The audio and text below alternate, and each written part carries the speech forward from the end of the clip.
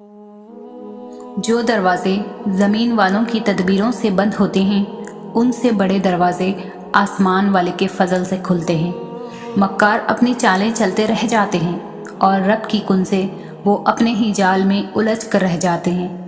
ذلت دینے والے پلان ہی کرتے رہ جاتے ہیں اور رب عزتوں سے نواز دیتا ہے۔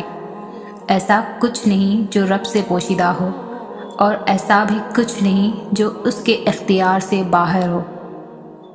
وہ نصیب لکھنے والی ذات جو دلوں میں خواہش ڈالتی ہے، وہ ان خواہشوں کو نصیب میں بدلنے پر بھی قادر ہے، اور وہ ایسا وقت بہت جلد لائے گا جب آپ اپنی آنکھوں سے اپنے لیے معجزے ہوتے دیکھو گے۔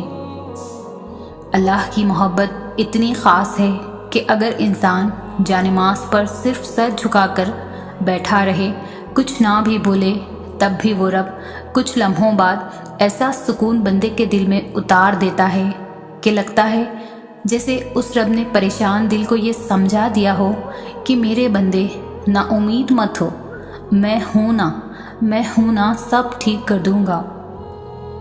اداس ہو، سمجھ نہیں آ رہا کیا کرو، کچھ بھی صحیح ہوتا نظر نہیں آ رہا، مگر دیکھو وہ رب تمہیں نہیں بھولا، دعا کا راستہ تمہیں اس نے دیا ہوا ہے نا ابھی بھی، تو پھر یہ یقین رکھو کہ دعا قبول بھی ہوگی۔ یہ مشکلات زندگی کا ایک حصہ ہے، پوری زندگی نہیں، دن اچھے بھی آئیں گے تمہارے لیے۔ کیا ہوا جو آنسو خشک ہو گئے ہیں؟ کیا ہوا جو اب الفاظ بھی ساتھ نہیں دے رہے؟ وہ رب تو تمہاری خاموشی بھی سن لیتا ہے۔ ایسے ہار کر مت بیٹھو، سب ٹھیک ہو جائے گا، کیونکہ وہ رب العالمین تم سے بہت محبت کرتا ہے۔ وہ تمہاری چھوٹی چھوٹی کوششوں سے بھی واقف ہے جو تم اس کی رضا میں راضی ہونے کے لیے کرتے ہو۔ وہ تمہارا صبر کرتے کرتے تھک کر گرنا اور پھر دوبارہ اٹھنا اور صبر کرنا بھی دیکھتا ہے۔ وہ تمہاری بے ربط دعاؤں کو بھی جانتا ہے جو تم ہر وقت دل میں مانگتے رہتے ہو۔ اس کی بارگاہ میں تمہارا کوئی بھی تھوڑا سا بھی عمل ضائع نہیں ہوتا۔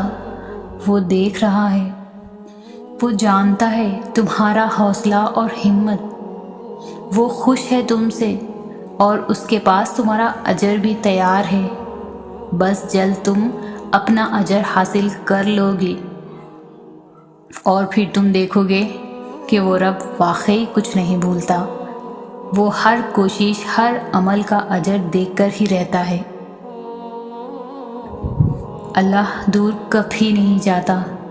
جو دوری تمہیں محسوس ہو رہی ہے وہ دوری بس ایک سجدے سے ختم ہو جائے گی۔ تم سجدہ کرو اور تم اسے اپنی شاہرخ سے بھی قریب پاؤ گی، اور جو دوری آئی بھی ہے وہ اس کی طرف سے نہیں، تمہاری طرف سے آئی ہے۔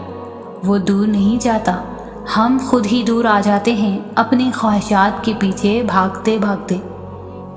تم جاؤ اس کی طرف، مانگو اس سے، اس کی رحمت کو، اس کے کرم کو، وہ تمہیں خالی ہاتھ نہیں لوٹائے گا۔ بعض اوقات ہماری زندگی میں صرف اندھیرا اور تکلیف ہی نظر آتی ہے، ایک بے نام سی بے سکونی گھیرے رہتی ہے، آنکھیں بس نم رہتی ہے۔ یاد رکھیے آپ تھک چکے ہیں، پر آپ کا رب نہیں تھکتا۔ آپ کچھ نہیں کر سکتے پر آپ کا رب سب کچھ کر سکتا ہے۔ یہ جو اندھیرا ہے نا، وہ رب اس کو روشنی بنانے پر قادر ہے۔ ہر تکلیف رحمت کا مرہم لے کر آتی ہے، ہر اندھیرا روشنی لے کر آتا ہے، ہر مشکل آسانی لاتی ہے۔ آج کچھ نہیں ہے، کل سب ہوگا، صرف اپنے اللہ پر یقین رکھیں۔ نماز، قرآن، سیرت وہ ہیں جن کو تھام کر آپ اپنی گھٹن زدہ زندگی میں تازہ ہوا پیدا کر سکتے ہیں، اذیت کو راحت میں بدل سکتے ہیں، تکلیف کو آسانی میں بدل سکتے ہیں، اکتاہٹ کو سکون میں بدل سکتے ہیں، غم کو خوشی میں بدل سکتے ہیں۔ بس یہ بات مضبوطی سے پکڑ لیں کہ میرا اللہ ہر چیز پر قادر ہے۔ پر امید رہیں، اللہ سے امید لگائے رکھیں۔ اپنی مانگی ہوئی دعاؤں پر اتنی اداسی کیسی، نا امیدی اور بے یقینی ایسی کہ اللہ ایک دم تمہارے دل سے اتر گیا ہو، جیسے بس کہ وہ دیر کر دیتا ہے۔ تمہاری دعاؤں میں، کن کہنے میں، معجزے ہونے میں، صبر دینے میں، یقین رکھنے میں، امید دلانے میں، توکل کرنے میں، اور سب سے بڑھ کر تمہاری چاہ میں۔ تمہیں کیا لگتا ہے وہ دیر کر دیتا ہے؟ حالانکہ وہ تو سب سے پہلے ہی دے دیتا ہے، بس تم اس کی آزمائش کو سمجھنا نہیں چاہتے۔ وہ آزمائش جو تمہاری من پسند چیزوں کے ذریعے اللہ تمہیں آزماتا ہے۔ آزمائشوں کے ہی ذریعے اللہ ہمیں اپنے قریب کرتے ہیں، اور اس لیے وہ ہر راہ میں ہمارا امتحان لیتا ہے۔ اور دعائیں تو قبول ہو جایا کرتی ہے، دیری بھی وقتاً ہوا کرتی ہے۔ یہ بھی تو ہو سکتا ہے اسے دعاؤں میں تمہارے منہ سے نکلے ہوئے الفاظ اتنے پسند آ گئے ہو کہ وہ تمہیں بار بار سننا چاہتا ہو سکتا ہے اسی لیے دعاؤں کی قبولیت میں دیری ہو رہی ہو۔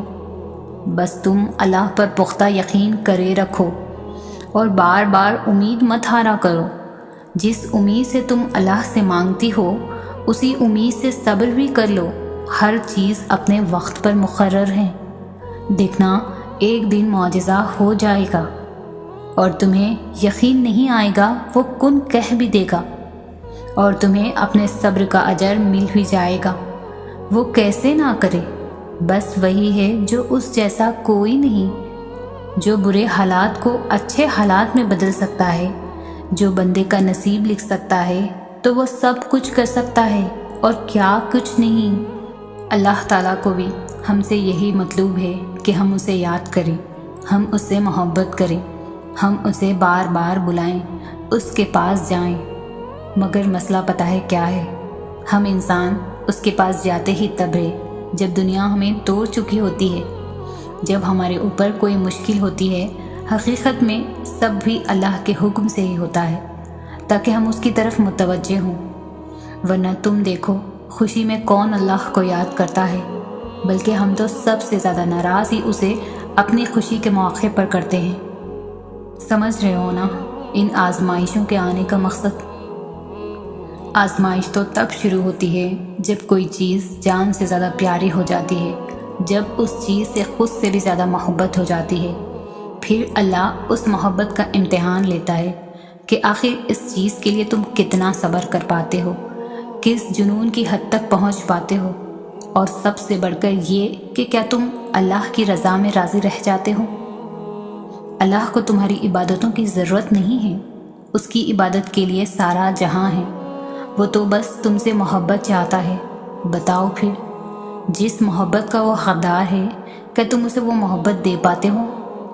آزمائش تو مختصر سی ہوتی ہے، پھر وہ ہر چیز دگنی کر کے واپس کر دیتا ہے، مگر تم یہ بات سمجھنے میں بہت دیر لگا دیتے ہو، تبھی تو تم اکثر بے سکون رہتے ہو۔ امتحان تو تبھی ختم ہوتا ہے جب تم آگے بڑھنا سیکھ جاتے ہو۔ یہ دنیاوی محبتیں تو تمہاری آزمائش کرنے آتی ہے کہ تم حقیقی محبت سے کتنے قریب ہو، اور جب تم صبر کے ساتھ اس کی رضا میں راضی رہتے ہو تو وہ بھی پھر تمہیں تمہاری من پسند چیز پلک جھپکتے واپس لوٹا دیتا ہے۔ اور یہ جو تم بار بار ہر کسی کے سامنے صبر اور ضبط کا ڈسکس کر رہے ہو، تو بتاؤ ذرا کیا تمہارا صبر زیادہ ہے یا صبر ایوب علیہ السلام؟ تم جو اس آزمائش کی گھڑی میں دنوں اور سالوں کا حساب رکھے ہوئے ہو، تو بتاؤ ذرا کیا تمہاری آزمائش زیادہ طویل ہے یا حضرت یعقوب علیہ السلام کی، جب انہوں نے حضرت یوسف علیہ السلام سے جدائی کاٹی؟ تم کہتے ہو تم نے یہاں اس مقام تک پہنچنے کے لیے ان گنت قربانیاں دی، تو کیا تمہاری ایک بھی قربانی حضرت ابراہیم علیہ السلام کی قربانی کا نعم البدل ہے؟